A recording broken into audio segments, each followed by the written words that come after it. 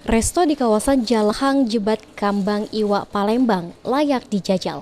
Resto Kepiting Siru memiliki menu jagoan, beragam olahan kepiting dengan saus-saus spesial.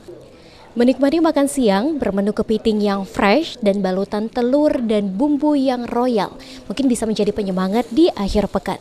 Para pemirsa PAL TV yang hobi dengan makanan seafood berkulit keras ini tidak ada salahnya untuk menyantap makanan yang satu ini pada waktu siang hari.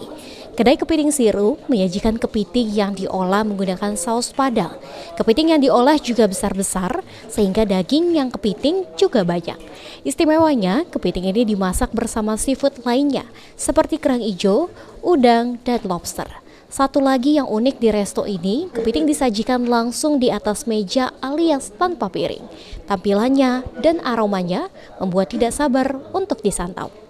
Mana rasanya di sini? Bisa cerita tidak? Rasanya di sini yang pasti bersih, terus juga dagingnya fresh dan banyak tapi murah.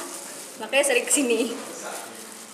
Harganya dewek berapa deh? Untuk harganya sekitaran mulai dari 70 ribuan sampai 100 ribuan. Untuk kepiting sebanyak ini menurut aku worth it lah untuk dimakan bareng-bareng sama keluarga. Oke, yang dari kepiting sama ini yang mana yang paling disenangi di sini? Yang paling disenangi kepitingnya, karena kepiting di sini dagingnya besar-besar. Jadi walaupun cangkangnya besar, dagingnya juga besar.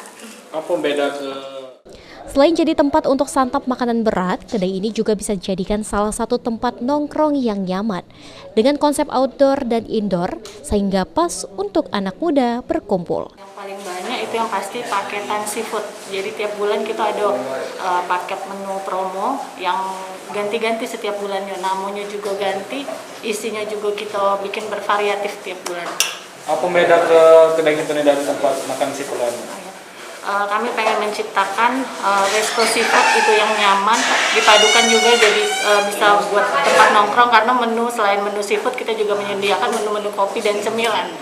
Oke, untuk pengunjungnya sendiri gimana Mbak masa pandemi ini? Menurun lah ya tahun ini?